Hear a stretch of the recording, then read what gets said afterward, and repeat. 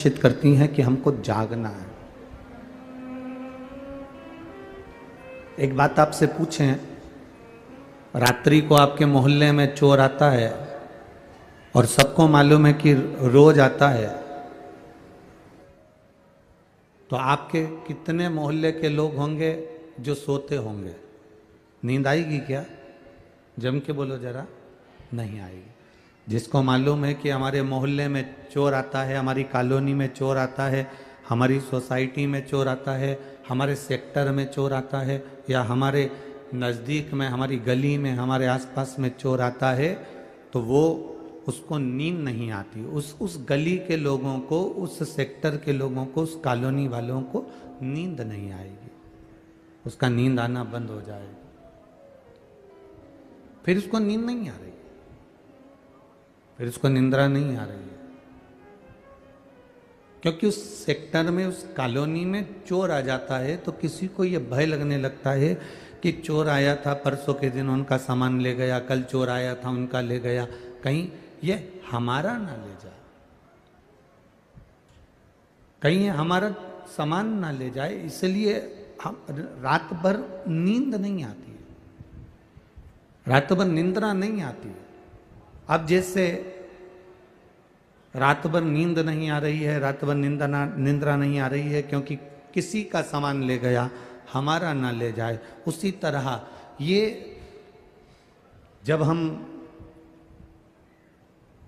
एक विचार करिएगा, चोर आया, रात्रि को आया, मोहल्ले में आया और पूरे मोहल्ले की नींद उड़ गई कि ये लेकर ना चले जाए। लोग कहते हैं कि बुढ़ापे में, वृद्धावस्था में नींद नहीं आती। हम कहते हैं उनको मालूम है कि यमराज आएगा और इस आत्मा को खींच कर ले जाएगा, इसलिए नींद उड़ी पड़ी होती है कि कोई आएगा और खींच कर ले जाएगा। निंद्रा कहाँ है?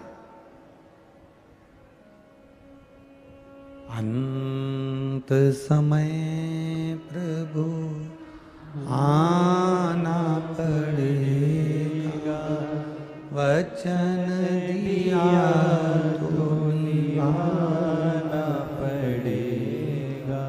आए ना आए प्रभु कुटुंब कबीला, अंत समय प्रभु आना पड़ेगा, और वचन दिया तो निभाना पड़ेगा। एक परिस्थितियां व्यक्ति को भगाती है। पर शिव महापुराण की कथा कहती है, हमने अगर जागना सीख लिया, हम जाग रहे हैं, हम जागृत हैं, तो परिस्थितियां हमको भगा भी नहीं सकती। आप अगर शिव के मंदिर जा रहे हो, एक लोटा जल चढ़ा रहे हो, शंकर का गुणगान कर रहे हो, शिव भक्ति में रमे हुए हो, शंकर के स्मरण में रमे हुए हो, शिव की भक्ति में कुछ नहीं कर रहे, केवल उसके मंदिर में जाकर झाड़ू लगा दे रहे हो, पोछा लगा दे रहे हो, सेवा कर दे रहे हो, उसमें भी आपकी शिव भक्ति रमी है, तो इतना जानना कि एक कोई अगर किसी सेठ के यहाँ पर काम करता है, बहुत दिनों तक काम करता है, तो सेठ की दृष्टि में वो आ जाता है, तो उसके घर में जब शादी आती है, किसी सेवक के घर में, किसी चाकर के घर में, किसी नौकर के घर में जब शादी आती है, तो सेठ उसमें से निकाल कर, सेठ थोड़ा सा धन निकाल कर उसको दे देता है, सेठ थोड़ी सी पूंजी निकाल कर, सेठ थोड़ा सा धन निकाल कर उसको दे देता है। सेठ जब धन निकाल कर उसको देता है कि तेरे यहाँ शादी है, इसको कर लीजिए, ये धन ले जाओ, इसमें ये शादी पूरी कर लो। आपने जो समय निकाल कर परमात्मा को दिया है, आपने जो समय निकाल कर भगवान को दिया है, क्या चाहिए भगवान को? आप नारियल लेकर आते हो, इससे भगवान प्रसन्न हो जाता है क्या? अरे जम के बोलो जरा। तुम श्रीफल लेकर आती हो, नारियल लेकर आती हो, भगवान प्रसन्न हो जाता है इससे? चिरौंजी लेकर आती हो, भगवान प्रसन्न हो जाता है इससे? मिठाई का 1 किलो का डब्बा लेकर आती हो, तो क्या भगवान प्रसन्न हो जाता है इससे? तुम ढेर सारा फल फूल लेकर आओ, तो क्या भगवान प्रसन्न हो जाता है इससे? भगवान गुरु और गोविंद,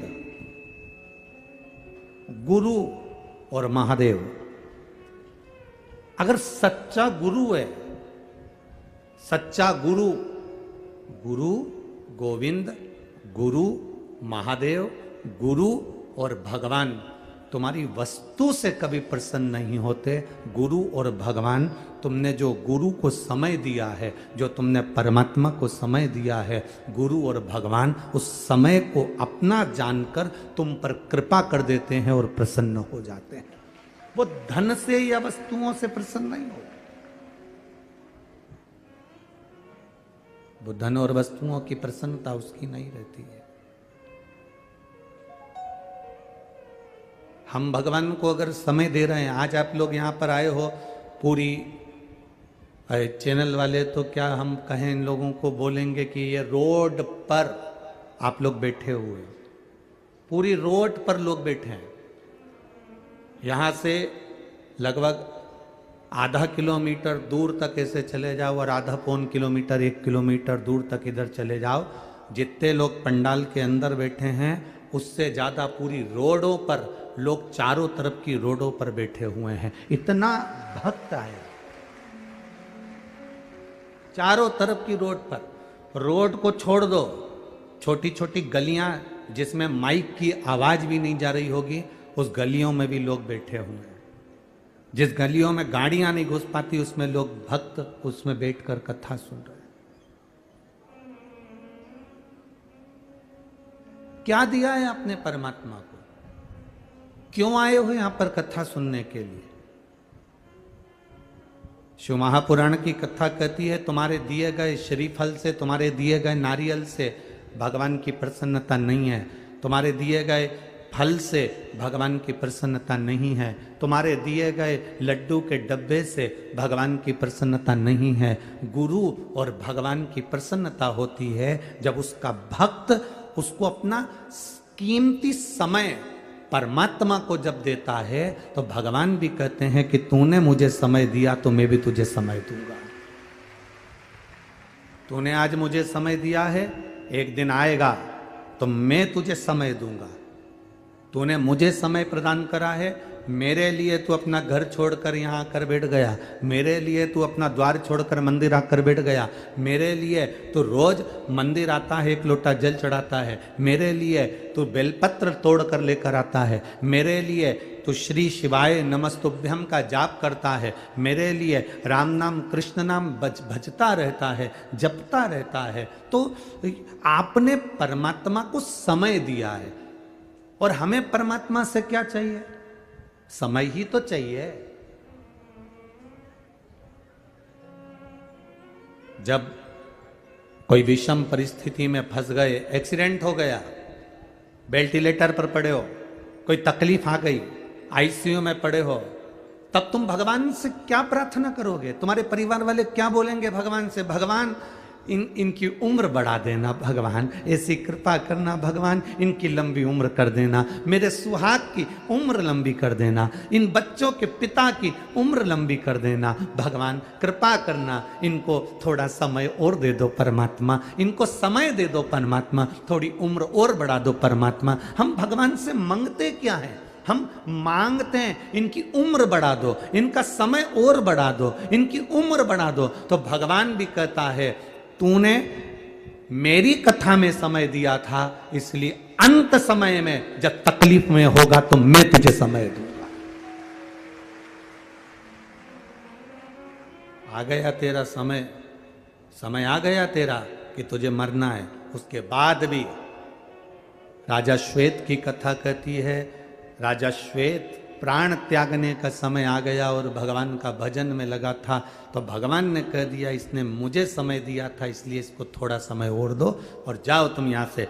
यमदूत इसको नहीं पकड़ सकते, यमराज इसको छोड़ो यहाँ से, तुम छोड़ कर जाओ। यमदूत कहते हैं इसका अंतिम समय, भगवान कह रहे हैं इसने मुझे समय दिया, मेरी सेवा करी, मेरे को जल चढ़ाने आया, मेरी आराधना करी, मेरे मंदिर में चाकरी करी, पोछा लगाया, झाड़ू लगाया, कहीं ना कहीं किसी ना किसी रूप में ये मेरी सेवा में लगा रहा, इसलिए इसने मुझे समय दिया है तो मैं इसको समय दूंगा। और वो अभी आप अपना समय भगवान को दे रहे हो और भगवान तुमको जो समय देगा, अंत समय प्रभु आना पड़ेगा, वचन दिया तो निभाना पड़ेगा, आए ना आए प्रभु कुटुंब कबीला, अंत समय प्रभु आना पड़ेगा।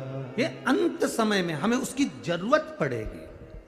तुम्हारे मामा जी, तुम्हारे काका जी, तुम्हारी बुआ जी, तुम्हारे फूफा जी, तुम्हारे जीजा जी, तुम्हारी जीजी, तुम्हारा बेटा, तुम्हारी बहू, तुम्हारा पोता, तुम्हारी पोती, तुम्हारा नाती, तुम्हारा पंती, तुम्हारा रिश्तेदार, जितना भी है ना, जिसको तुम समय दे रहे हो ना, ये तुम्हारे काम आखिरी में नहीं आएंगे। वेंटिलेटर पर जब पड़े रहोगे इन सबको डॉक्टर बाहर निकाल देगा, सबको। जब सब बाहर निकल जाएंगे तुम डॉक्टर से कहोगे ये हमारा जीजा जी आंदो ना अंदर, डॉक्टर के जीजा होगा तेरा, चल निकल बाहर यहाँ से, आईसीयू रूम में कोई नहीं आएगा, वेंटिलेटर के पास कोई नहीं आएगा, ये हमारा बेनोई जी है, इनको तो अंदर आंदो, 5 मिनट तो आंदो, चलो बाहर निकलो यहाँ। उस अंत की घड़ी में, उस वेंटिलेटर की घड़ी पे, उस दुख की घड़ी में कोई नहीं आएगा। उस दुख की घड़ी में तब मेरा देवाधिदेव महादेव जिसको तुमने समय दिया है वो सामने खड़ा हो जाएगा। दुख की घड़ी तुम्हारे सामने आकर खड़ा हो जाएगा, दुख की घड़ी में वो तुम्हारे सम्मुख में आ जाएगा।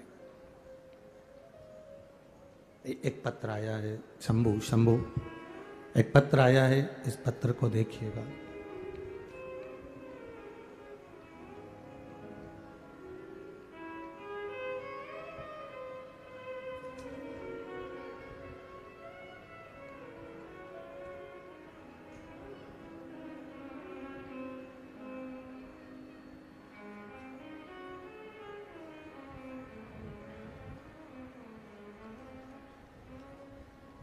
मेरा नाम देवकी रानी ध्रुव है।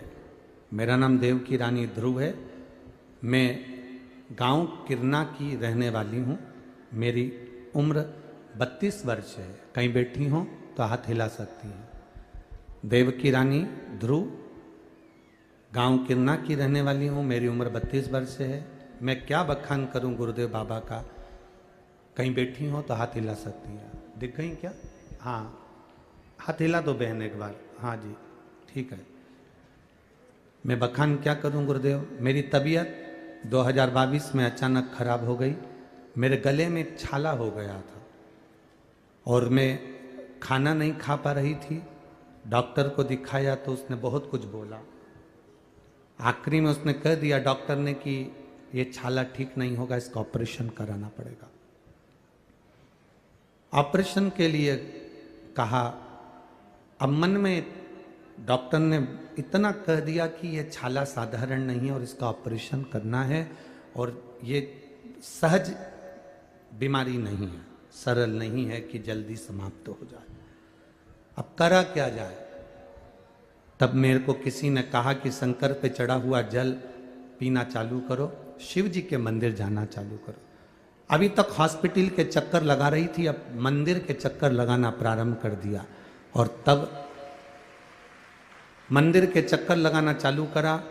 मैंने पशुपति व्रत नहीं करा, मेरे पति ने मेरे लिए पशुपति व्रत करा। गुरुजी, मेरे पति ने मेरे लिए पशुपति व्रत करा। रोज मेरे पति भी मंदिर जाते, मेरे लिए चरणामत लेकर आते, बेलपत्री लाते। मैंने खाना चालू करा। बाबा डॉक्टर ऑपरेशन का बोले थे और उन्होंने जो बीमारी का लक्षण बता दिया था वो सारी रिपोर्ट दूसरी बार में नील आ गई और मेरा छाला समाप्त हो गया। ये अंत समय में आता है। बैठो बहन, श्री शिवाय नमस्तुभ्यं, बैठ जाइए। अंत समय में वही आए। मेरे मामा जी हैं, मेरे चाचा जी हैं, मेरे काका जी हैं, मेरी बुआ जी है, मेरी बहन है, मेरे रिश्तेदार हैं। कौन आने वाला है? तुमने जिसको समय दिया एक पत्र और है, देखिए।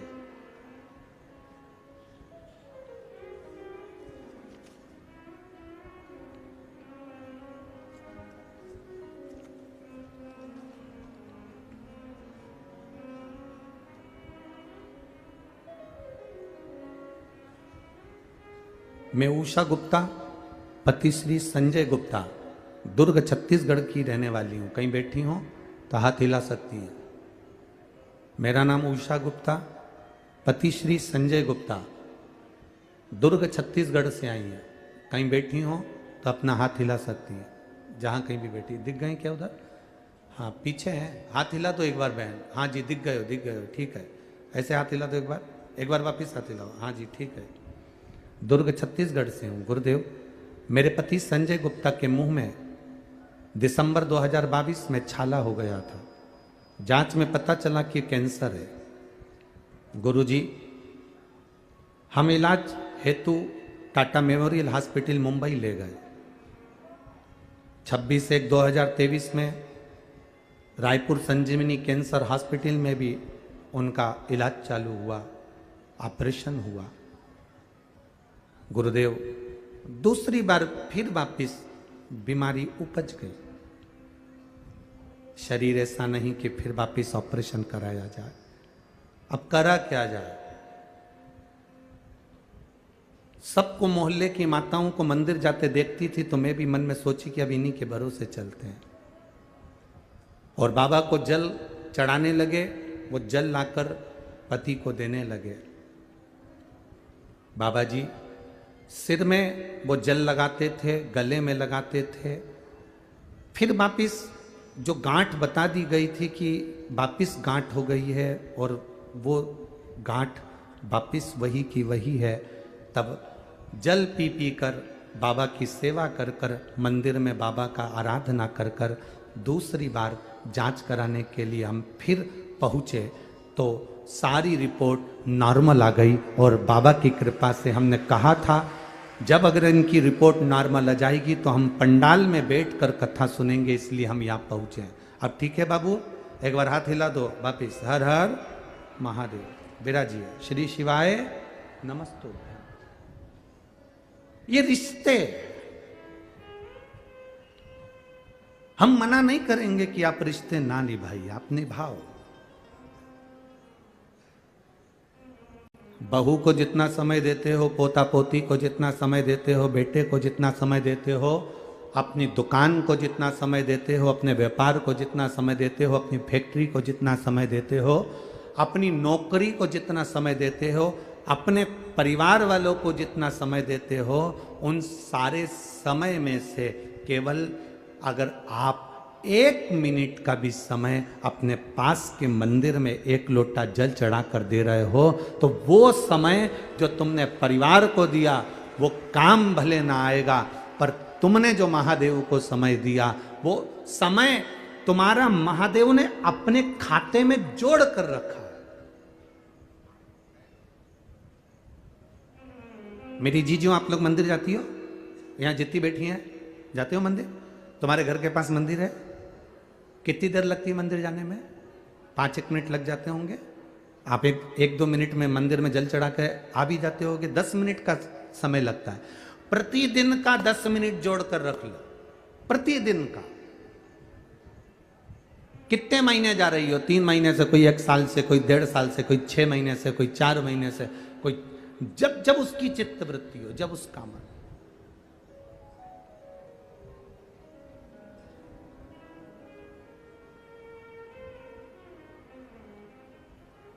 एक मां तो यहां पर बैठी हुई है जो 2011 से शिव महापुराण की कथा सुन रही है हमारी। एक मां बैठी है यहां 2011 से। कहां बैठी है? हाथ हिलावा।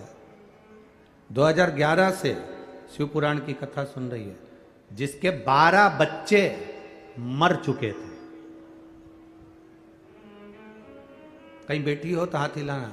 जिसका 13वां बच्चा 2011 से कथा सुन रही है और फिर उसने कथा में से कहीं सुन लिया था कि एक बेलपत्री खाना चालू करूं और हो सकता है मेरा 13वां बच्चा बच जाए, और 12 बच्चे जिसके मर गए, गर्भ में आते थे मर जाते थे, जन्म लेते थे मर जाते थे, तब 13वें बच्चे के लिए उसने पूरे 9 महीने बेलपत्र को हर रोज खाया और बाबा से प्रार्थना करी, तब वो 13वां बच्चा 2011 में उसको जन्म।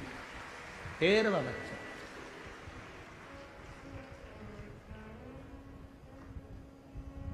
और 2011 से बाबा का स्मरण कर रही। 2011 में उसको, जब 11 तक उसके 12 बच्चे मर चुके थे, तब शंकर की आनंदता उसने श्रवण करना प्रारंभ कर। उस समय तो ये टीवियों पर ज़्यादा हमारा प्रसंग आते नहीं थे, छोटे मोटे यूट्यूब पर लोग सुन लेते थे और कहीं छोटा वो चैनल होता उस पर, ये आस्था वगैरह पर तो अब लोग सुनना चालू करे, पर लोगों ने उसको जो शुरू से सुना उसने अपने जीवन में उतारा।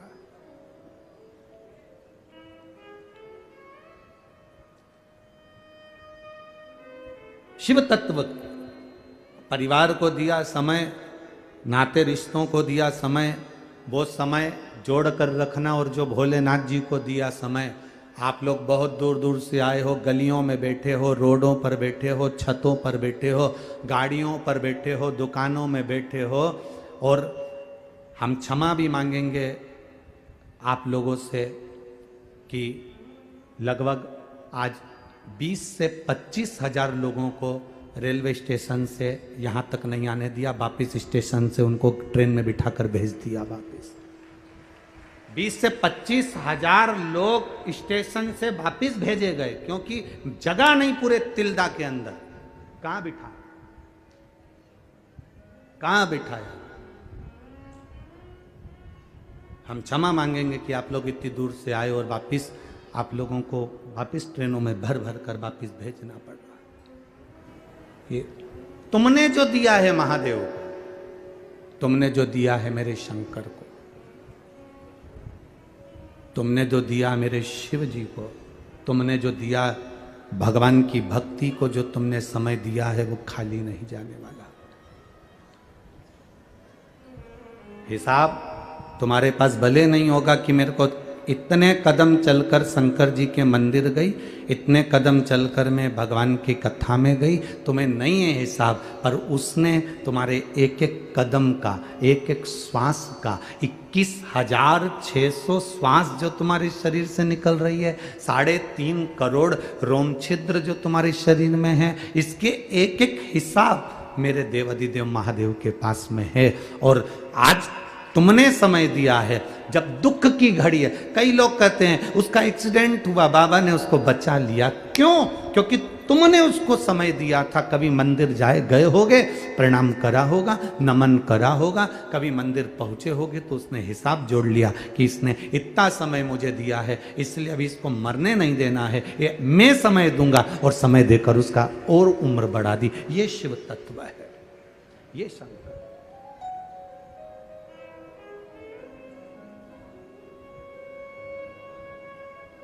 छल से समय की गणना ना करी जाए।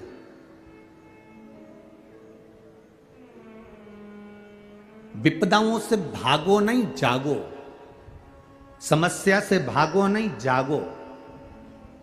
आज दुनिया के लोग कहते हैं सारी समस्या का हल एक लोटा जल।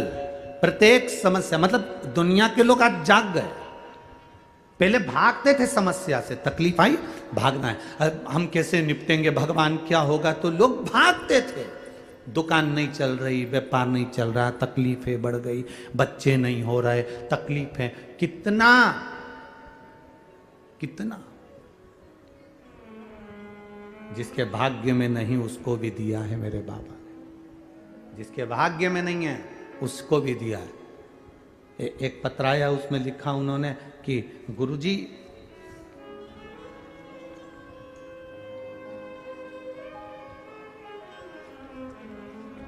मैं अर्चना वर्मा, पति श्री मनेश कुमार वर्मा, ग्राम कुर्रा पोस्ट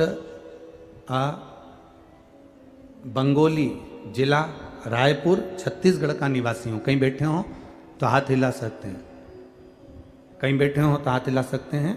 मैं अर्चना वर्मा, पति श्री मनीष कुमार वर्मा, ग्राम कुर्रा पोस्ट बंगोली, जिला रायपुर, छत्तीसगढ़ का निवासी हूँ। गुरुदेव, मेरे परिवार के तरफ से श्री शिवाय नमस्तुभ्यम। आपकी आस्था चैनल पर कथा सुनते हैं। अगस्त 2021 में सुनना प्रारंभ करी है गुरुदेव। मेरी शादी 30 अप्रैल 2011 को हुई थी। भोलेनाथ की कृपा से एवं आपके आशीर्वाद से गुरुदेव, मैं क्या वर्णन करूं। 2011 में शादी हुई, उसके बाद में बच्चे नहीं हुए गुरुदेव। बाबा की कृपा से हम क्या वर्णन करें। लोग ताने देते थे, अपशब्द कहते थे। अगर वो आए हों तो हाथ हिला सकते हैं। दिख गए क्या? सामने खड़े हैं, हाथ हिला दो एक बार। बच्चा आए साथ में, लाए हुए हैं। अच्छा, भीड़ बहुत है, कैसे लेकर आओगे बाबू? चलो प्रयास करो, अगर बीच में से लेकर आ सकते हो बच्चे को तो। हाँ, बच्चे को अगर बीच में से लेकर आ सकते हो तो लिया। गुरुजी, 2011 में शादी हुई पर बच्चे नहीं हुए। ऐसा कोई डॉक्टर नहीं जिसको दिखाया नहीं, ऐसी कोई जगह नहीं जहाँ से गोदी भराई नहीं, ऐसा कोई देवता धामी नहीं जहाँ हम लोग गए नहीं, पर निराशा ही हाथ लगी। किसी ने कहा टीवी पर कथा आती है, आसन लगाकर बैठ जाओ टीवी के सामने और वहीं प्रार्थना करो।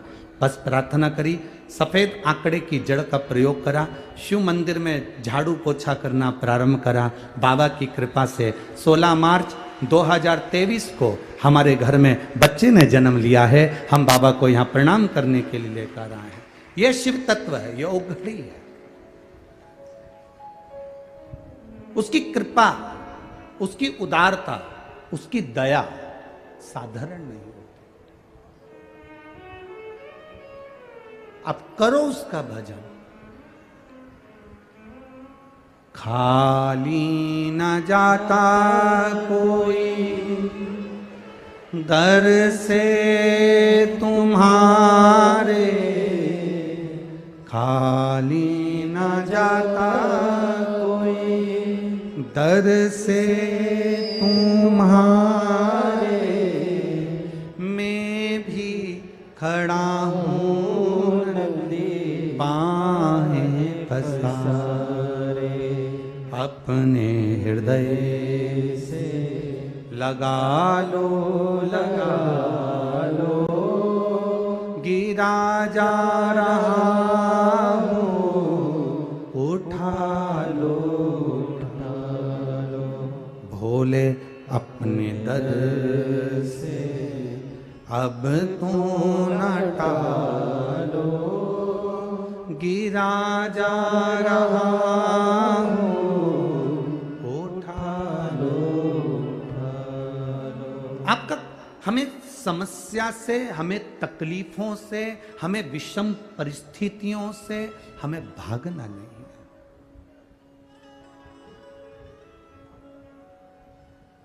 इन विषम परिस्थितियों से अगर हम भाग रहे हैं तो ये हमारी मूर्खता है। इन दुख की घड़ियों में हम भाग रहे हैं तो ये हमारी मूर्खता है। हमें विषम परिस्थिति से भागना नहीं, हमें विषम परिस्थिति से जागना है। जागेंगे तो सारी समस्या का हल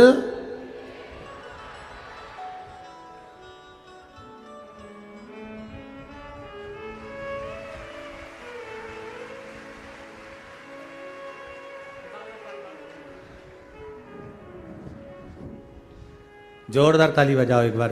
11 वर्ष के बाद बाबा ने 2011 में विवाह हुआ तो 2023 में दिया है। ये शिव कृपा।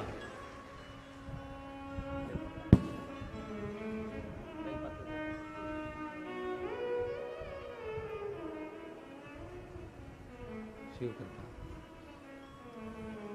ये उसकी उदारता, ये उसकी करुणा, ये उसकी दया। आपने उसको समय दिया है, वो आपके लिए समय निकाल कर पहुंचता है। हम भागे ना परिस्थितियों से, तकलीफों से, कष्ट से, बीमारी से, हमें भागना नहीं, हमें जागना है।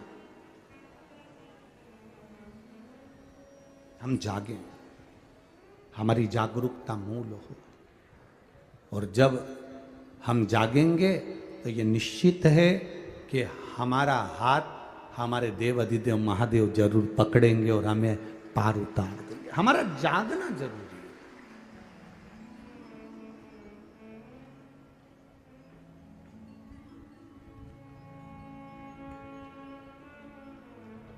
तेरी कृपा बिना न हिले एक भी अणु, लेते श्वास तेरी कृपा से तनु तनु। बखान क्या करूं मैं राखों के ढेर का, चपटी भभूत में खजाना कुबेर का। हे गंगधार मुक्ति द्वार ओमकार तू, भोले ओमकार तू। आयो शरण तिहारी शंभु तारका। ये उसकी उदारता से हमें जागरूक होना है। परिस्थितियों से लड़ने के लिए हमें जागरूक होना है।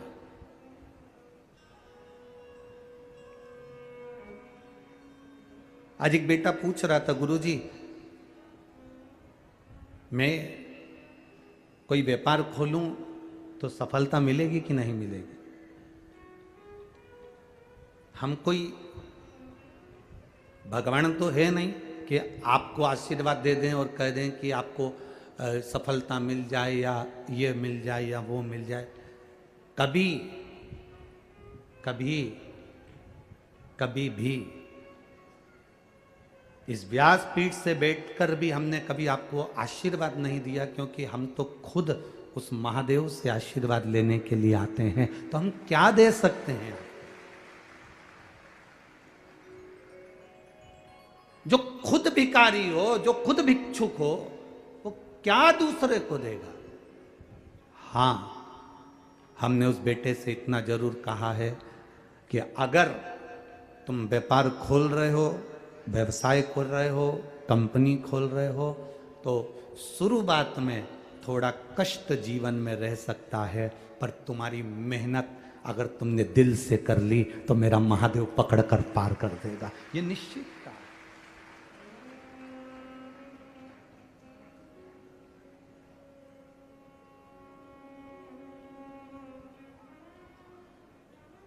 हमारे पास देने को कुछ भी नहीं है, केवल इसी शिव महापुराण के सिवाय। और ये कथा हो जाती है तो उसके पास ये बेलपत्री, इसके सिवाय कुछ भी नहीं।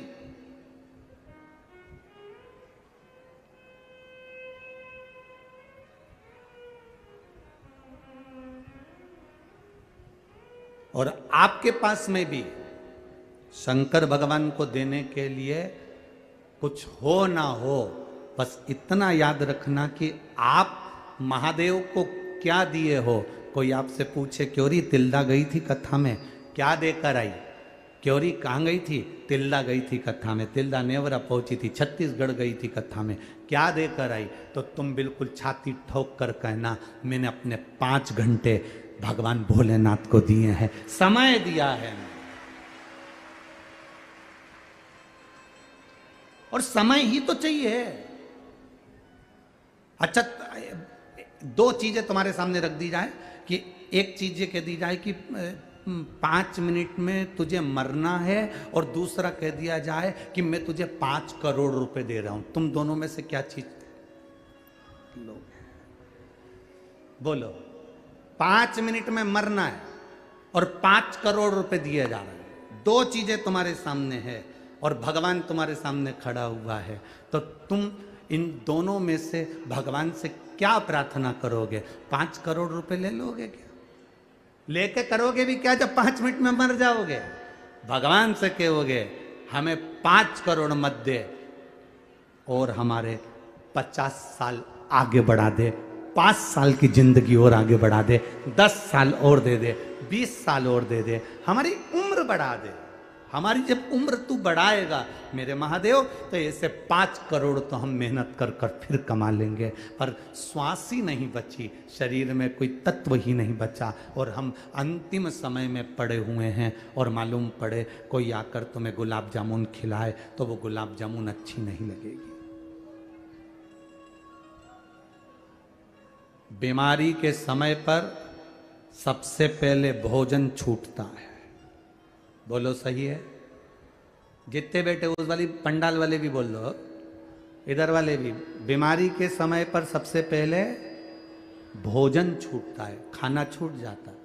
जितने लोग रोड पर बैठे हैं, जितने लोग ग्राउंड के बाहर हैं, सब बोलो भोजन कब छूटता? बीमारी आई और सबसे पहले खाना छूटा। बुखार आया, खाना छूट गया। सिर दर्द हुआ, खाना छूट गया। पेट में दर्द हुआ, खाना छूट गया।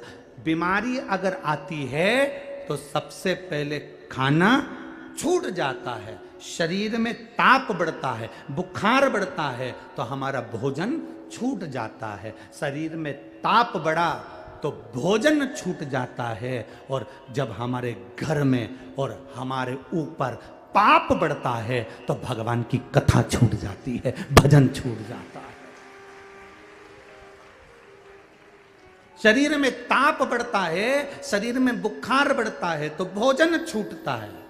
और जब पाप बढ़ता है तो भजन छूट जाता है। जब आप भगवान के मंदिर नहीं जा पा रहे हो, शंकर जी को जल चढ़ाने नहीं जा पा रहे हो, पास में शिव महापुराण की कथा अपने गांव में तिल्दा में हो रही है और अपना अपना घर छोड़ के तिल्दा के इस पंडाल में नहीं पहुंच पा रहे हैं, तो समझ लेना कि हमारा पाप कितना बढ़ गया होगा। जब शरीर में ताप बढ़ता है तो भोजन छूटता है और जब पाप बढ़ता है तो भजन छूट जाता है, कथा छूट जाती है, सत्संग छूट जाता है। ये पाप कितना बढ़ गया होगा।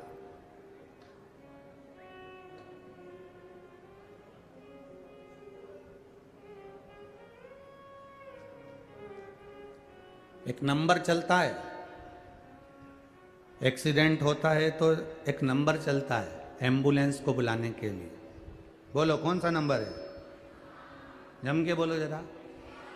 108।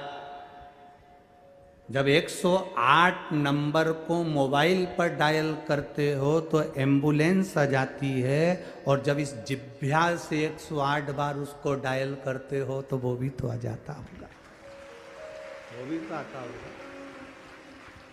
108 डायल करा, एम्बुलेंस आकर जब खड़ी हो जाती है तो 108 बार श्री शिवाय नमस्तुभ्यं, श्री शिवाय नमस्तुभ्यं, श्री शिवाय नमस्तुभ्यं, श्री शिवाय नमस्तुभ्यं, श्री शिवाय नमस्तुभ्यं, श्री शिवाय नमस्तुभ्यं, श्री शिवाय नमस्तुभ्यं, श्री शिवाय नमस्तुभ्यं, श्री शिवाय नमस्तुभ्यं।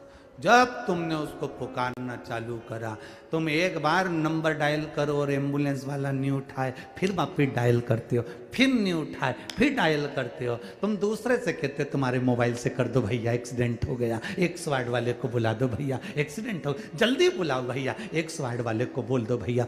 जितने खड़े रहते हैं सब 108 नंबर को डायल करते हैं। जरा विचार करना, शासन ने, प्रशासन ने 108 नंबर इसलिए रखा क्योंकि तुमको याद रहे कि 108 बार राम नाम, कृष्ण नाम, शिव नाम जपोगे तो परमात्मा भी आकर खड़ा हो जाता है। उसके जपने पर, उसके भजन में उसकी कृपा बरस जाती।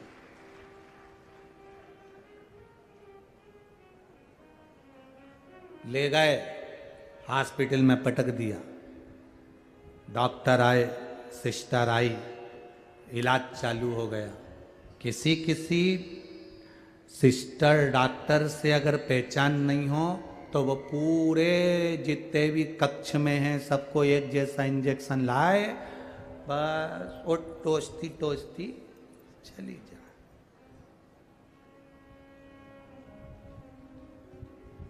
कोरोना का इंजेक्शन किस किसने लगवाया? वैक्सीन किस किसने लगवाई? सबने लगवाई। आप लोग जब इंजेक्शन लगवाने जाते थे तो वहां जाकर देखते थे कि इंजेक्शन वाली अपनी पहचान वाली है कि नहीं। वैक्सीन जो लगाएगी वो पहचान वाली है कि नहीं। क्यों? वैक्सीन वाली अगर पहचान वाली होगी तो जीजी थोड़ा धीरे हो, ए जीजी थोड़ा धीरे हो। इतने में वो सिस्टर, वो नर्स, वो डॉक्टर नहीं कहते तुम मेरे को पहचानती नहीं क्या? मैं तो तुम्हारी पहचान वाली। चिंता मत करो, मालूम ही नहीं पड़ेगा कब सुई लग गई। बिल्कुल, लो उधर मुंह करो। और जो उन्हें मुंह उधर करा इसने बिल्कुल छोटी सी बारीक सी सुई निकाल के उसको सुई लगा दी। उसने पूछा मालूम पड़ा? नहीं, बिल्कुल चीटी सा मालूम पड़ा, मालूम ही नहीं पड़ा। और बाकी के जितने निकल के जा रहे थे सब चक्कर खा रहे थे। बाप रे बाप, भयंकर, इतनी बेकार, ऐसी सुई लगाई चक्कर आ गए। और ये बैठी और उसने सुई लगाया, चक्कर भी नहीं आया, चीटी काटी बस ऐसे मालूम पड़ा। क्यों? क्योंकि इसकी वो डॉक्टरनी से, सिस्टर से, नर्स से पहचान थी, इसलिए बारीक वाली सुई लगाई, एकदम बारीक। उसी तरह दुख तो आएगा, इंजेक्शन तो लगेगा, तकलीफ का इंजेक्शन लगेगा, बस तुम्हारी उस डॉक्टर से पहचान होना चाहिए तो हल्के हाथ से निकाल देगा। उस डॉक्टर से पहचान होना चाहिए तुम्हारी, तो दुख तो आएगा, तकलीफ तो आएगी, कष्ट तो आएगा, पर वो जब तुम भगवान के ऊपर एक लोटा जल चढ़ाना प्रारंभ कर देते हो, भगवान की भक्ति करना प्रारंभ कर देते हो, नाम जाप करना प्रारंभ कर देते हो, शिव महापुराण की कथा मोबाइल पर, टीवी पर, पंडाल में श्रवण करना प्रारंभ कर देते हो, तो दुख तो आता है, ऐसा नहीं कि दुख नहीं आता, पर हल्के हाथ से इंजेक्शन लगकर निकल जाता है। दुख आता है और जल्दी से निकल कर बाहर हो जाता है। तकलीफ किसको होती, चक्कर किसको आया, कष्ट किसको हुआ कि साहब पहचान नहीं थी, तो वहां वो डॉक्टर नहीं बैठी थी ना, बड़ी तेज, उन्हें तो बस सुई निकाली और यूं हाथ करो और टोचे और जाओ, चलो निकलो बाहर निकलो। और हमारी जिससे पहचान थी उसने धीरे से, बैठो साहब आराम से, जीजी कैसी हो, बस आजकल बच्चे दिख नहीं रहे, तुम्हारे बच्चे हमारे यहाँ खेलने नहीं आ रहा है, पहचान निकल गई। पहचान निकली तो उन्हें जरा सा दबाया और निकल गया। दुख की घड़ी आती है, ऐसा नहीं कि दुख नहीं आता।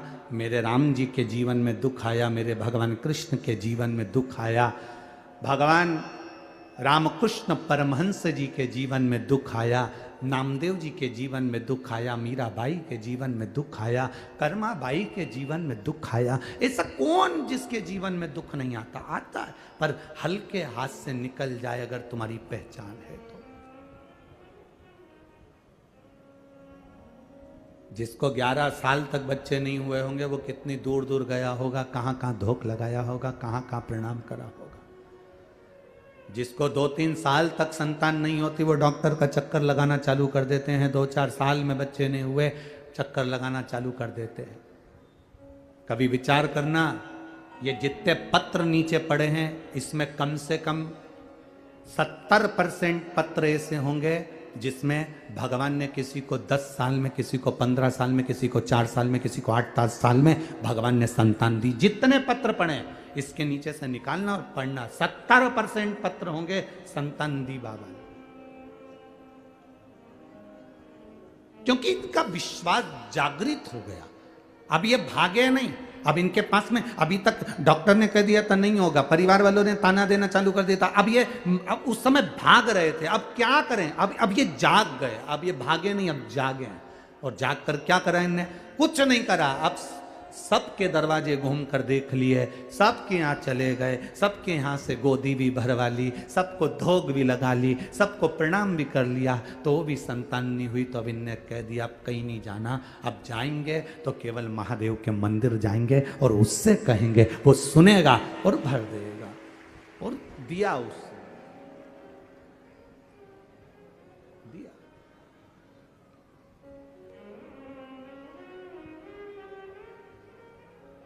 आपकी भक्ति के बल को बढ़ा लीजिए।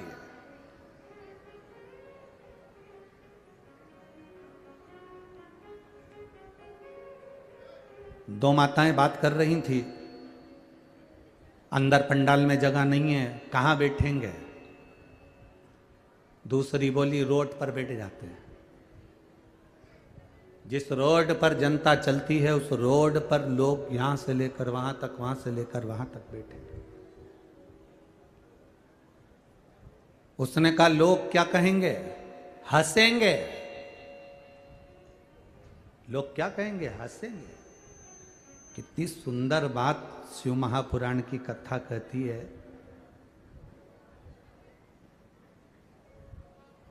आप जब उन्नति की सीढ़ी पर चढ़ रहे हो और परिश्रम कर रहे हो और मेहनत कर रहे हो, आप जब विकास की ओर आगे बढ़ रहे हो, उन्नति की ओर आगे बढ़ रहे हो, मेहनत कर रहे हो, परिश्रम कर रहे हो, और तुम्हारे परिश्रम को देखकर, तुम्हारी मेहनत को देखकर अगर कोई हंसे नहीं तो समझ लेना कि तुम सफल नहीं हुए, सफल नहीं हुए हो। जब दुनिया के लोग तुमको ताना देना चालू कर दे, आड़ा टेढ़ा बोलना चालू कर दे और तुम पे हंसना चालू कर दे, समझ लेना कि अब तुम्हारी उन्नति निश्चित हो गई है।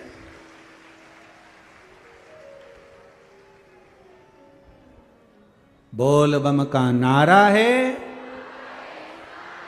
अब तुम्हारी उन्नति निश्चित हो गई है। अब तुम उन्नति की, अभी तक लोग, जब तुम मेहनत कर रहे थे तो तुम पर लोग हंस नहीं रहे थे, ताना नहीं दे रहे थे, गालियां नहीं दे रहे थे, अपशब्द नहीं कर रहे। अब दुनिया, जब कोई ना तुम पर हंसे, कोई तुम पर उंगली भी ना उठाए, कोई तुम पर अपशब्द भी ना कहे, कोई तुम पर ताने भी ना दे, तब समझ लेना कि तुमने कोई तरक्की नहीं करी। अब जब तुमको लोग गालियां देने लगे, ताने देने लगे, अपशब्द कहने लगे, तब समझना कि मेरे भोलेनाथ ने हाथ पकड़ लिया, अब मतलब मैं उन्नति की ओर बढ़ना चालू हो गया हूँ। इसलिए मेरी बुराई होने लगी, मुझे लोग अपशब्द कहने लगे, मुझे लोग ताने देने लगे, मेरी अब उन्नति की ओर में बढ़ना प्रारंभ कर दिया हूँ। हमें क्या लगता है कि हमें लोग गाली दे रहे हैं, हमें लोग अपशब्द कर रहे हैं, हमें लोग ताने दे रहे हैं, मतलब मैंने कुछ गलती, ना ना ना, आपको दे दिया ना गाली, लोगों ने अपशब्द कह दिया ना, ताने दे दिया ना, समझ लो कि आगे बढ़ गए। जिस बहू को सास के अपशब्द ज्यादा मिलते हैं वो बहू जिंदगी में कभी हार नहीं मानती, उन्नति की ओर बढ़ती चली जाती। ताने मिलेंगे ना आपको, अपशब्द मिलेंगे ना आपको, आप क्यों हारते हो? आपकी सास ने कुछ कह दिया, आपकी हिम्मत हार गई। आपको सास ने कह दिया कि तू तो बेकार है और तेरी जिंदगी भी बेकार निकलेगी, तो तुम ये हिम्मत मत हारना, तुम्हारी सास तुमको पक्का कर रही है, पक्का। चलो जी जियो, आप में से कितनी लोग हैं जो पापड़ बनाती हैं? कभी पापड़ बनाया है? पापड़ चने का, मूंग का बनाया? सबने हाथ ऊंचा करो, किस किसने बनाया है? जरा बनाया है? धर लो धर लो धर लो, बहुत बढ़िया। हमने भी बहुत बनाया हो, ठीक है। हमने बनाया। पापड़ बनाने वाली माताएं जानती है कि जो वो पापड़ का जो आटा होता है ना, उसको चने की दाल का जो आटा होता है, उड़द की दाल का, मूंग की दाल का जो आटा होता है, उसको अच्छा मसने के बाद उसको कूटना पड़ता है। जितना कूटेंगे ना तो कुछ लोई होती है ना, बेलते समय फटती नहीं है। बोलो सही है कि गलत है? अच्छे से बोलो जरा, रमदारी से। पापड़ के आटे को उसनने के बाद अच्छे से कूटो, कूटोगे तो जो लोई है ना, जिसको तुम धागे से काटती हो, जिसको तुम पाँव के अंदर धागा ऐसे बांध लेती हो और बाद में लोई काट काट के डालती है, तो तुम अंदाजा लगाना कि वो जो लोई है ना, वो लोई तुम अगर अच्छे से वो कुट गया, अच्छे से वो लोई, अच्छे से वो पिंडा पिट गया, कुट गया, तो फिर तुमने जब पापड़ बेलना प्रारंभ करा तो वो पापड़ बीच में से फटे ही नहीं। और जिस आटे को अच्छे से नहीं कूटा जाता, उसमें कितना ही तेल लगा के तुम बेल लो, वो फट जाए, फट गया, वो फटे बीच में से, बार बार फटे, बार। बस जब लोगों के अपशब्द मिल रहे हों, लोग हंस रहे हों, ताने दे रहे हों, आड़ा टेढ़ा कह रहे हों, समझ लेना मेरा भगवान तुमको पापड़ की लोई को कूट रहा है। जब कूटेगा, बिलेगा, ऐसा जोरदार बिलेगा कि कभी नहीं फटेगा, फिर वो आनंद में पड़ जाएगा। फिर पापड़ का नियम दूसरा, पापड़ का दूसरा नियम बताया कि पापड़ बनने के बाद सूखने डालो पर किसी की छाया नहीं पड़ जाए। समझ गई हो क्या है? बोलना तो नहीं पड़ेगा। अगर छाया पड़ जाती है तो पापड़ लाल पड़ जाता है, फिर वो उसमें स्वाद भी नहीं आए, तलो सेको खाओ तो स्वाद, छाया नहीं पड़ जाए। इसलिए ध्यान रखना कि जब तुम उन्नति की सीढ़ी पर चढ़ जाओ, आगे बढ़ जाओ, कुटने पिटने के बाद तुम अच्छी उन्नति करने पर आ जाओ, तो ध्यान रखना रे अहंकार की छाया नहीं पड़ जाए। छाया पड़ गई तो गए, अहंकार की छाया पड़ी कि बर्बाद, नष्ट हो गए।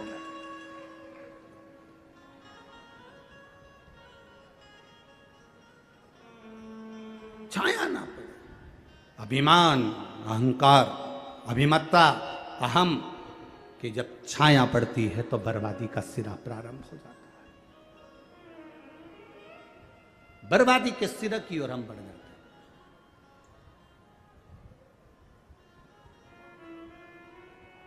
महाराज, अहमता से परे हो जाइए, अहंकार से दूर। षडानंद कार्तिकेय जी, जाओ तारकासुर का संहार करो। मां पार्वती जी ने कहा तुम्हारा जन्म हुआ है कार्तिकेय तारकासुर को मारने के लिए। तारकासुर को मैं मार दूंगा, तारकासुर को मैं समाप्त कर दूंगा। तारकासुर को मार कर आए, उसके 3 पुत्र थे, तारकाक्ष, विदुम्माली, कमलाक्ष की। ये तीनों शंकर भगवान की आराधना ना कर कर सीधे भगवान ब्रह्मा जी की आराधना करी। ब्रह्मदेव वर दीजिए हम 3 पुरी का निर्माण करें, उसमें हम रहें, हमारे प्राण कभी ना छूटें, हम मरे ना। तब ब्रह्मा जी ने कहा ऐसा नहीं हो सकता कि तुम मरोगे नहीं, मरना तो पड़ेगा, प्राण तो छूटेंगे, जाना तो पड़ेगा। तुम जितने बैठकर कथा सुन रहे हो और जितने यहां पर बैठे हो, जितने आस्था चैनल पर सुन रहे हैं, जितने फेसबुक यूट्यूब पर सुन रहे हैं, कोई तुमसे कह दे कि तुम्हारी जिंदगी में दुख नहीं आएगा, तुम कभी मरोगे नहीं, तुम मेरे पास बैठो मैं तुम्हें मरने नहीं दूंगा, या तुम्हारी जिंदगी में दुख नहीं आने दूंगा, तो फालतू की बात है। जो लिखा ललाट पर वो तो भोगना है, जो ललाट पर लिखा है पूर्व में जो तुम कर कर आए हो उसको तो भोगना है। कौन भोगेगा? आपको कथा में कहा था खांसी चलेगी तो आपको खांसना है, छींकना पड़ेगा तो आपको छींकना है। आपके बत्तल का कोई छींकेगा नहीं, कोई खांसेगा नहीं। भूख लगेगी तो भोजन करना पड़ेगा, प्यास लगेगी तो पानी पीना पड़ेगा, बीमार होगे तो गोली दवाई तुमको खाना पड़ेगा। उसी तरह अपने कर्म का भोग अपने को भोगना पड़ेगा, कोई दूसरा नहीं भोगने वाला।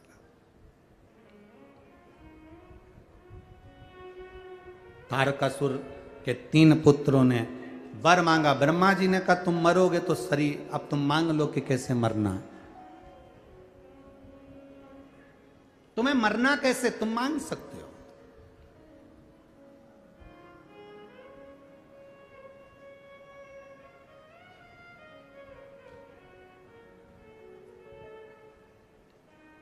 ब्रह्मा जी ने कहा, तारकाक्ष, विदुम्माली, कमलाक्षकी ने कहा वर दे दो, हम तीनों मरे तो एक जगह पर एक साथ मरे। तथास्तु। तीनों ने विचार कर लिया कभी जिंदगी में एक दूसरे से मत मिलना, कभी अपन तीनों एक जगह पर इकट्ठे ही नहीं होंगे, मिलेंगे ही नहीं, मिलेंगे नहीं तो मरेंगे नहीं। आना ही मत ही तू मेरे यहाँ। तीनों ने अलग अलग जगह पर अपनी अपनी नगरी बसा ली, रहने लगे, उपद्रव मचाया। जब व्यक्ति को मालूम पड़ जाता है कि मेरी मृत्यु होएगी नहीं तो वो उपद्रव मचाना प्रारंभ कर देता है। वर्तमान की जो जिंदगी होती है, वर्तमान का जो समय होता है, उसमें वो खुश होकर नहीं जी पाता। उसको लगता है कि मैं और कर लूं और उसमें मुझे खुशी मिल जाएगी। बचपन है तो बचपन बच्चों को लगता है हमारे जो बड़े भैया हैं वो कितने अच्छे से रह रहे हैं। बड़े भैया, मम्मी तुम बड़े भैया को घड़ी दिला देती हो, मम्मी तुम बड़े भैया को मोबाइल दे देती हो, मेरे को तो देती नहीं हो। छोटा सा बच्चा अपनी माँ से कहता है बड़े को सब देती हो, मुझे नहीं देती। जब लड़ाई होती है बच्चे की वो इसी चीज़ के लिए होती है। तुम बड़े भैया को अच्छी बोतल दे दी, कंपास दे दिया, बैग दे दिया, बड़े भैया को तुमने ये दिलाया, बड़े भैया को अच्छे कपड़े दिलाए, बड़े भैया को घड़ी दिलाई, मेरे को नहीं दिलाया। छोटा बच्चा जिद करता है। छोटे को लगता है बड़ा सुखी है, बड़े को लगता है बूढ़े सुखी हैं। बड़े सोचते हैं हम तो कमा कमा के मर गए, ये बूढ़े सबसे अच्छे हैं, इनको पेंशन का पैसा मिल रहा है, आराम से पड़े हैं, खा रहे हैं, रोटी मिल रही, सब्जी मिल रही, भजिया मिल रहा, पकौड़ा मिल रहा, आराम से पड़े। बच्चे सोचते हैं बड़े सुखी हैं, बड़े सोचते हैं बूढ़े सुखी हैं, और बूढ़े सोचते हैं काय की जिंदगी भगवान, इससे तो हमारी जवानी अच्छी थी, मेहनत करते थे, खा लेते थे, कम से कम ताने तो नहीं सुनते थे लोगों के। सुख कहीं नहीं है।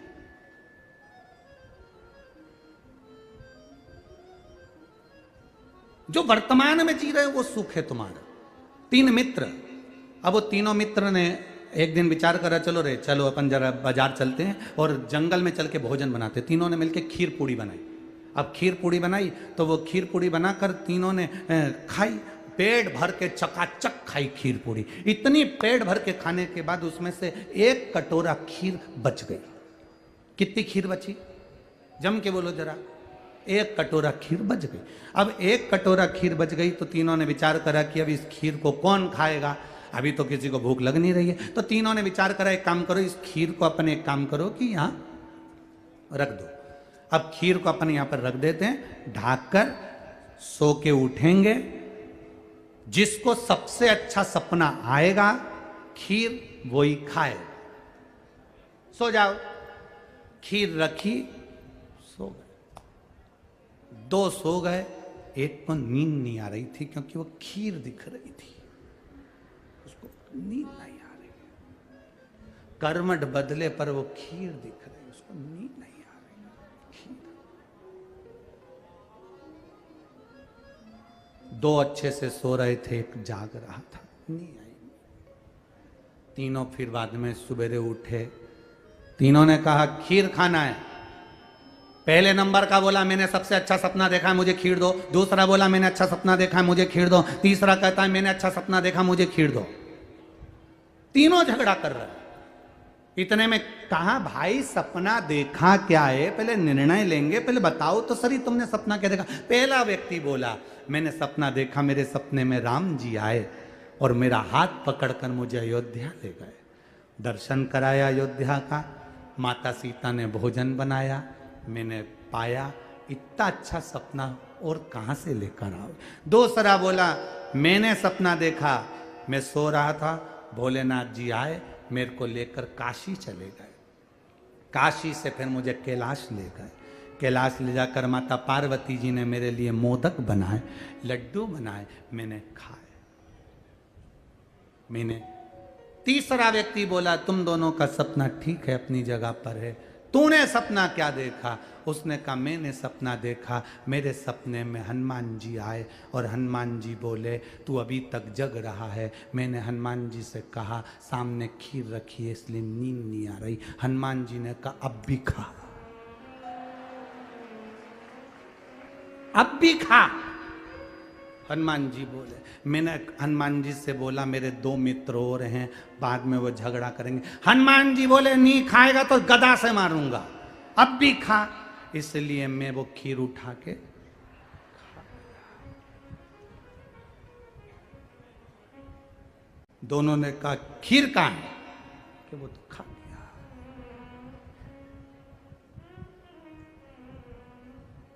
तो तुझे हनुमान जी से बोलना चाहिए था ना, मेरे 2 दोस्तों और हैं। मैंने बोला था हनुमान जी वो 2 दोस्तों और हैं। तो हनुमान जी बोले एक तो अयोध्या गया है, एक कैलाश गया है, एक ने मोदक खा लिया, एक ने सीता जी के हाथ का भोजन कर लिया, तू खीर खा, अब भी खा, खीर खा।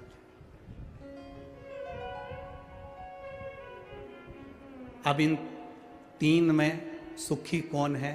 जिसने वर्तमान में अच्छे से खीर और 2 सपने देखने में लगे थे, जवानी में और कमाऊंगा, फ्रिज खरीद लूंगा, 4 व्हीलर गाड़ी खरीद लूंगा। अब एक सोच रहा है और उन्नति करेंगे, और उन्नति करेंगे, अच्छे दिन आएंगे और अच्छे दिन आएंगे। अरे इससे अच्छे दिन क्या आएंगे? 2 रोटी प्रेम से खा रहे हो, अपनी जिंदगी चकाचक जी रहे हो और आराम से भगवान शंकर की भक्ति कर रहे हो, इससे अच्छे दिन क्या रहेंगे जीवन के? वर्तमान के दिन को अच्छा समझो, बहुत विचार कर कर मत। और अभी जवानी आएगी तो हम लोग ये कर लेंगे, अधेड़ी आएगी तो ये कर लेंगे। जीवन में क्या ठिकाना? जितनी अलमारी में, अपने अलमारी में जितनी साड़ी रखी है सब पहनो, रोज नई नई पहनो, क्योंकि कौन सा दिन आखिरी हो किसको मालूम। बाद में वो साड़ियां दूसरे पहनेंगे, अपन तो पहन लो, अपन पहन। क्या करेंगे उस साड़ी का? दिवाली आती है, पूरी अलमारी साफ हो जाती है, साफ होकर उसमें अखबार बिछ जाता है, अखबार बिछा के साड़ियों को वापिस जमा देते हो। कई कई साड़ी तो तुम्हारे हाथ में आती है तो तुम्हें याद आती, मैंने तो ये पहनी ही नहीं, ये मैंने पहनी ही नहीं।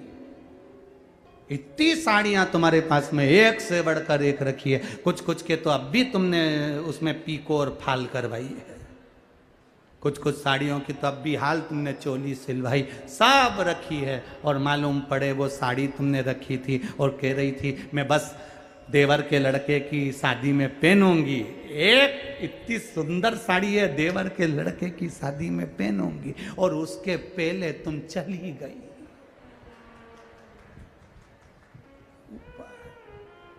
ऊपर जाती जाती यमराज के सामने रो रही। यमराज पूछ रहा क्यों रो रही?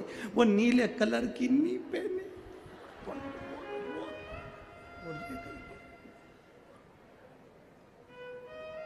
यमराज ने पूछा क्या चाहती हो? Once more. क्या चाहती? वंस, एक बार और छोड़ दो मुझे, मैं अच्छे से नीचे जाके नीली वाली साड़ी को पहन के और अच्छे से चली जाऊंगी। यमराज ने कहा तुझे नहीं छोड़ सकते। अब भी 3 दिन पहले तो मैंने ब्यूटी पार्लर में धागे से 250 रुपए दे के आई थी और तुमने देखा भी नहीं मैं कितनी जोरदार लग रही थी। उठा कर कम से कम वंस मोर। यमराज ने कहा एक धर के दूं, चल वंस मोर। सीहोर वाला महाराज रोज कहता था 21,600 श्वास रोज मिल रही है, कौन सी श्वास आखिरी होगी किसी को नहीं मालूम। इसलिए वर्तमान की जिंदगी को खुश होकर जियो,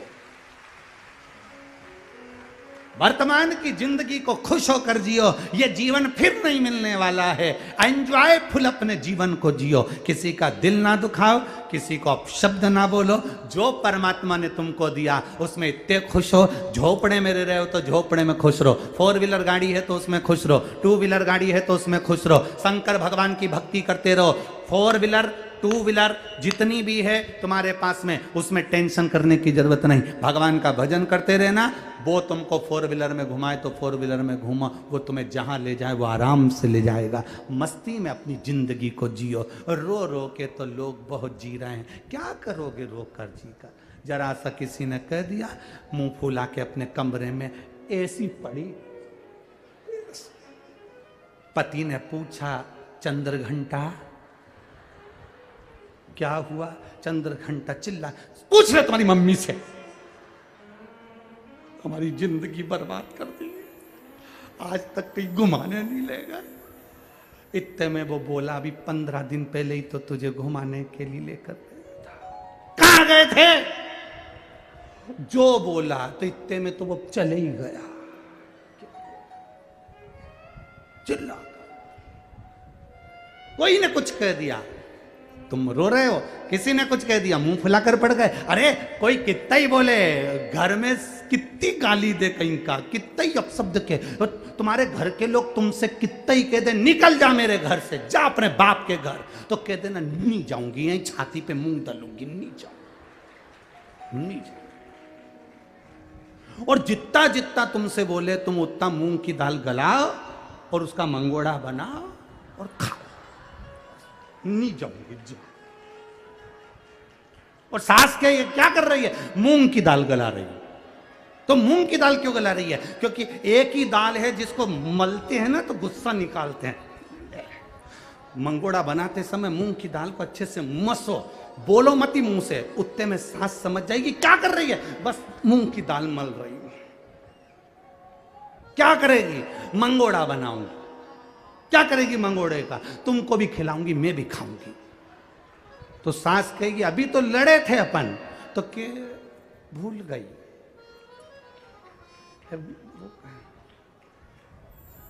क्या हो गई थी मैं? गजनी हो गई मैं, मेरे को स्मरण ही नहीं है, मेरे याद ही नहीं है क्या हुआ था। जो वर्तमान की जिंदगी है उसको खुश होकर जीना प्रारंभ कर दो। वर्तमान की जिंदगी में भगवान शिव की आराधना करते हुए जिस कर्म को कर रहे हो उसे मेहनत कर कर आगे बढ़ना प्रारंभ कर दो। जिंदगी का यही एक रास्ता है, यही एक रास्ता है। क्या रोए हम?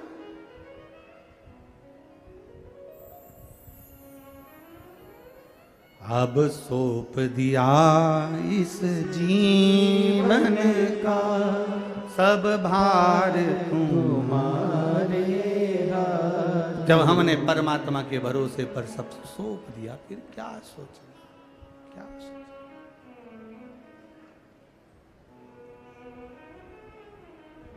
मुझे तेरा ही सहारा है मेरे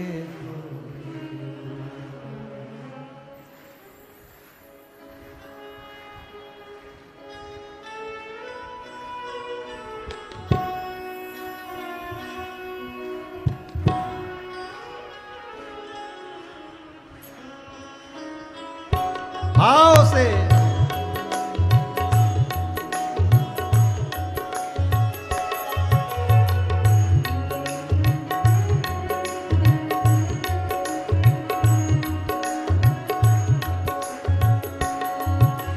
कब से खड़े हैं झोली पसार, क्यों ना सुने तो मेरी पुकार। कब से खड़े हैं झोली पसार, क्यों ना सुने तो मेरी पुकार। ओ कब से खड़े हैं झोली पसार, क्यों ना सुने तो मेरी पुकार। कब से खड़े झोली पसार, क्यों न सुने तो मेरी पुकार। मुझे तेरा ही सहारा है मेरे भोले बाबा। मुझे तेरा ही सहारा है मेरे भोले बाबा। मैंने तुम्हें ही पुकारा है मेरे भोले बाबा। मैंने तुम्हें ही पुकारा है। जितने रोड पर बैठे दोनों हाथों से बड़े प्रेम के साथ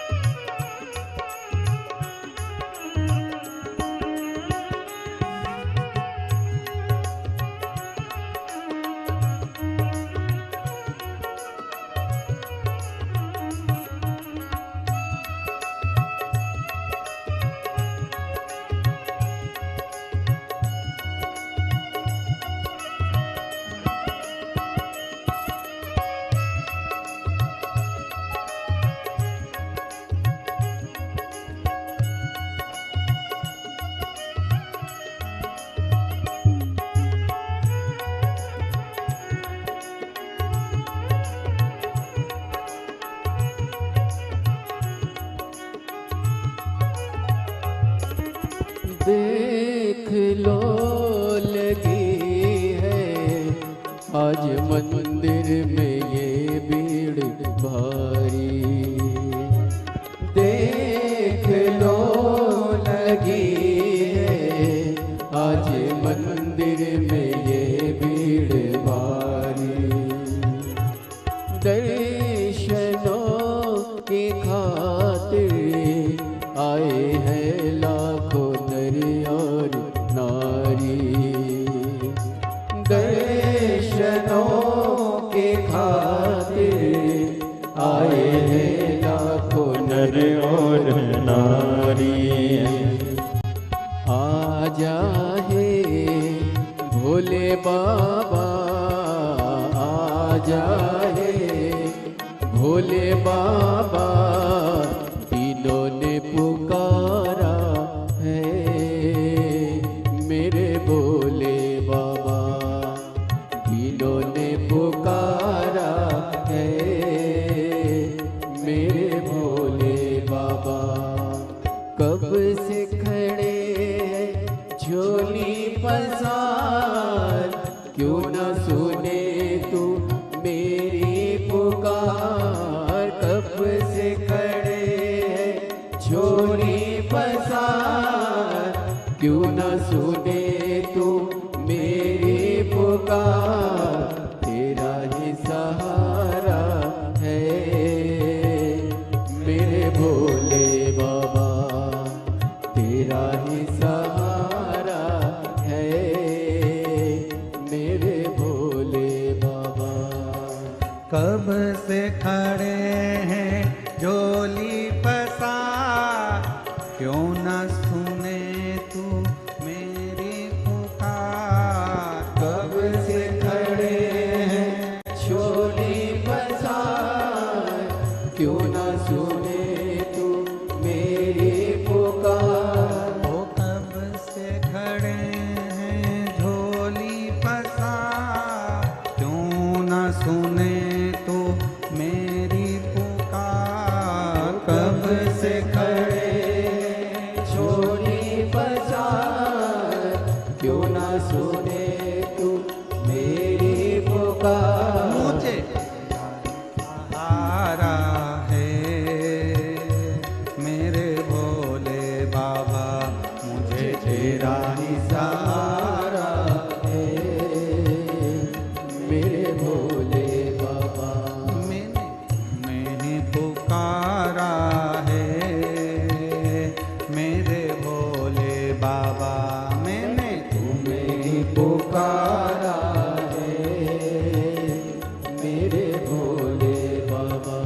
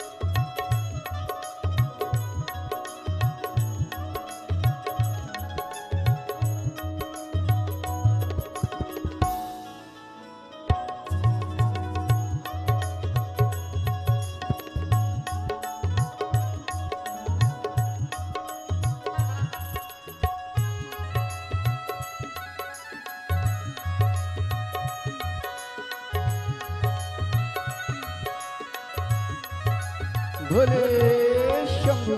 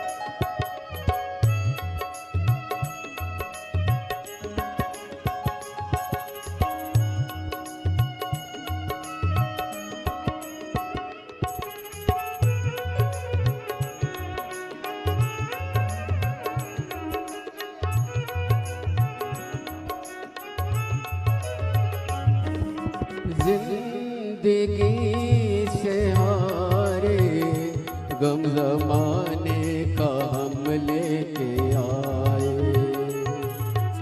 जिंदगी से हारे गम जमाने का हम लेके आए। तू बता जहाँ में लोग अपने हुए क्यों पराए। तू बता जहाँ में लोग अपने हुए क्यों पराए। तेरे सिवा दुनिया में, तेरे सिवा दुनिया में कोई ना हमारा है। मेरे भोले बाबा कोई ना हमारा है। मेरे भोले बाबा अब से खड़े हैं झोली पसार, क्यों न सुने तो मेरी पुकार। कब से खड़े हैं झोली पसार, क्यों ना सुने तो मेरी पुकार। कब से खड़े हैं झोली पसार, क्यों न सुने तो मेरी पुकार। कब से खड़े हैं झोली पसार, क्यों ना सुने तू मेरी पुकार। तेरा ही सहारा है मेरे भोले बाबा। मुझे तेरा ही सहारा है मेरे भोले बाबा। मुझे तेरा ही सहारा है मेरे भोले बाबा। मुझे तेरा ही सहारा है मेरे भोले बाबा।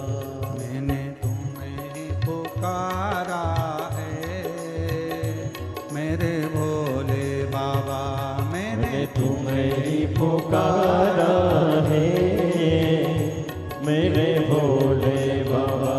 मुझे तेरा ही सहारा है मेरे भोले बाबा।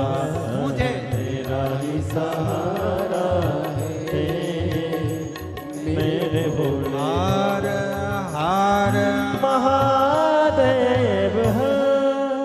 अपने अपने स्थान पर बैठकर, जहाँ जगह मिल जाए वहाँ बैठकर, बहुत दूर दूर से आप लोग आए हो, बाबा से प्रार्थना कर कर जाना कि जिस कार्य के लिए आए हो, जहाँ जगह मिले, रोड पर, दुकान पर, पंडाल में, पंडाल के बाहर, छत, जहाँ मिले जगह वहाँ बैठकर बड़े आनंद के साथ, भाव के साथ बाबा से प्रार्थना कर कर जाना। बाबा, मैं जिस कार्य के लिए आया हूँ ऐसी कृपा करना बाबा।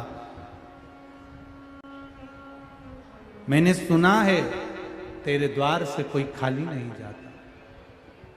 ऐसी करुणा करना बाबा कि मैं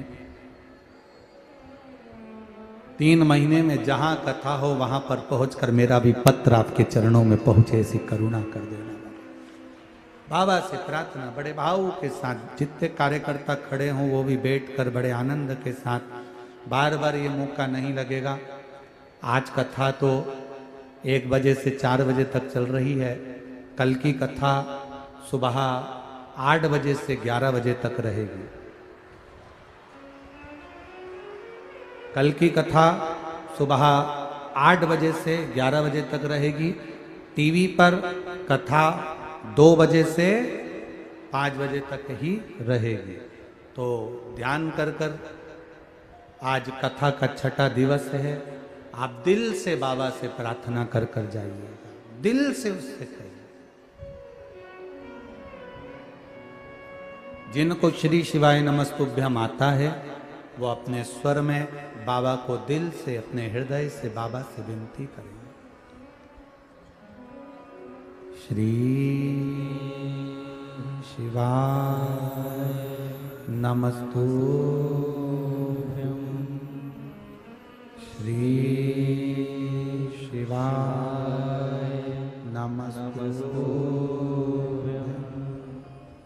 श्री शिवाय नमस्तुभ्यं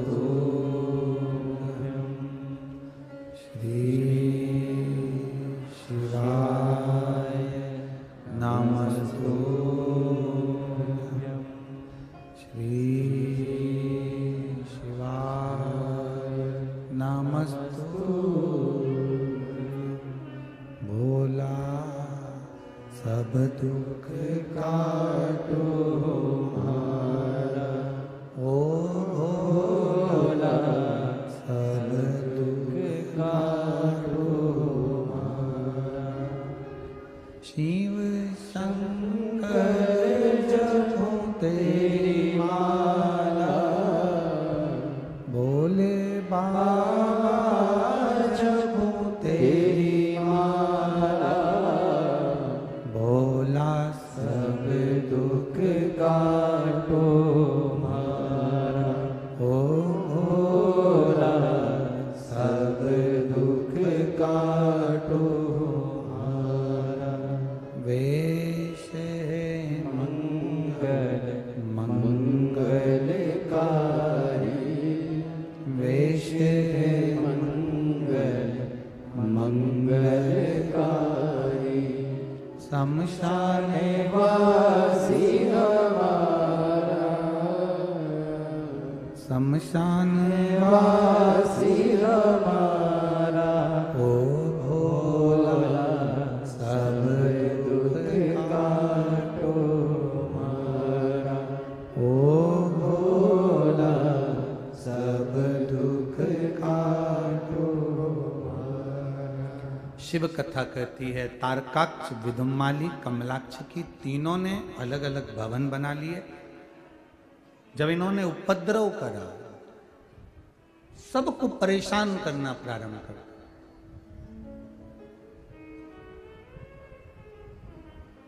परसों की कथा में कहा था कि पाप कमाना नहीं पड़ता, पुण्य को कमाना पड़ता। पाप अपने आप हो जाता है, पाप को कमाना नहीं पड़ेगा, वो अपने आप होगा। पुण्य को कमाना पड़ेगा, करना पड़ेगा, तो पुण्य का भाग थोड़ा मिलेगा। पुण्य कमाइए, पाप को कमाना नहीं पड़ता।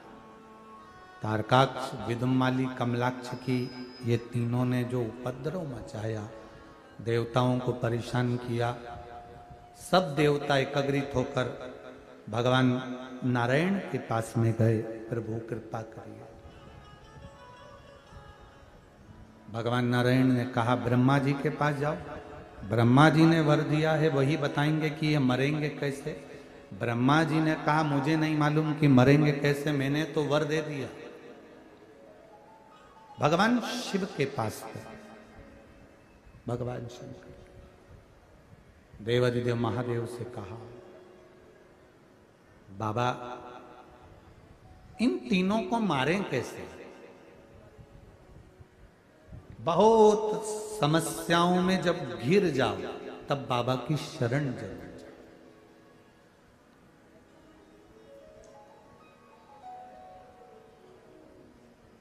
आपको कहा था बहुत समस्याओं से घिरे हो तो बाबा के पास चलो।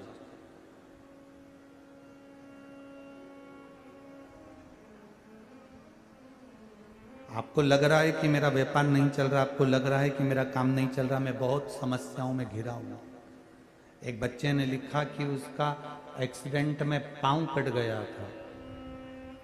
रविशंकर साहू, पिता मेमलाल साहू, मिस्ता शिवरी नारायण का रहने वाला है।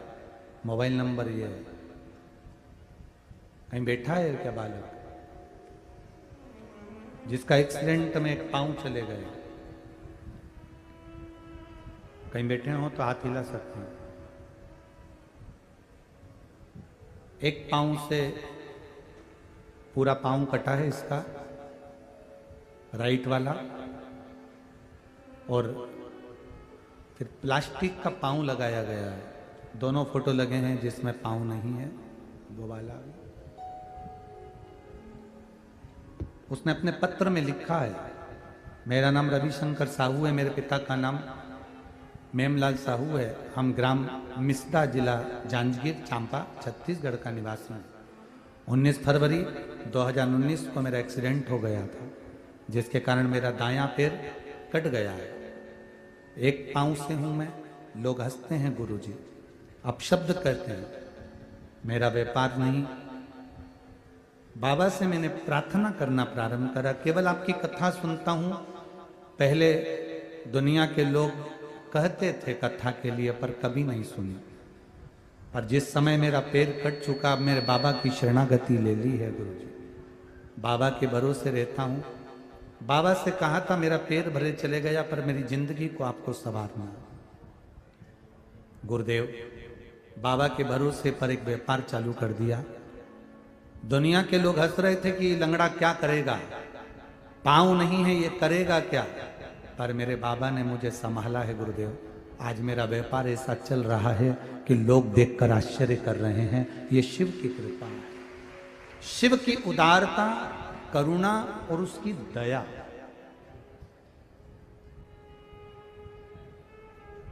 हंसे लोग, हंसे तो आप आपकी मेहनत में कमी मत आने दो, आप आपके परिश्रम में कमी मत आने दो।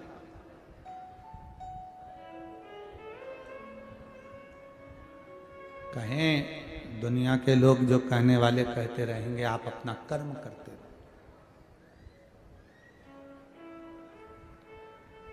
तारकाक्ष, विदुम माली, कमलाक्ष की इन तीनों ने उपद्रव मचाया। तीनों के उपद्रव मचाने पर भगवान देव अधिदेव महादेव से प्रार्थना करिए, शिव जी कुछ कृपा करिए, इनके प्राण हरना। समस्या जब बड़ी हो तब शिव की शरण जरूर जाइए। एक निवेदन करना चाहूंगा, सब्जी का ठेला लगा रहे हो, पान का ठेला लगा रहे हो, पानी पतासे का ठेला लगा रहे हो, चाहे दुख की कितनी भी जिंदगी चल रही है, कितना भी जीवन में दुख चल रहा है, आप 2 या 3 नियम अपनी जिंदगी में ले लीजिए। एक, पशुपति व्रत एक बार अवश्य करो। पशुपति व्रत करने वाली माताओं से, भाइयों से निवेदन है, बच्चों से निवेदन है कि एक व्रत आपका जब 5 व्रत पूरे हो जाएं तो कम से कम 2 या 3 महीना रुका करो, जिससे बाबा आपकी झोली खुशियों से भर दें। उसके बाद अगला व्रत करा करो। कई लोगों की आदत होती है, एक व्रत पूरा नहीं होता दूसरा चालू कर देते, दूसरा पूरा नहीं होता फिर चालू कर देते। थोड़ा रुक के 5 व्रत जब आपके पूर्ण हो जावे, उसके बाद में फिर आप थोड़ा रुको, 2 महीना 3 महीना बाबा पर विश्वास रखकर मंदिर जाओ, प्रणाम करो, पूजन करो, अर्चना करो, देगा। 3 नियम अपनी जिंदगी में धारण कर लें। अगर ठेला लगा रहे हैं, रोड पर अगर आपके पास में कोई व्यापार नहीं, कोई दुकान नहीं, कोई सर्विस नहीं, कोई नौकरी नहीं, 3 नियम जिंदगी में बनाओ। पहला, एक बार जिंदगी में पशुपति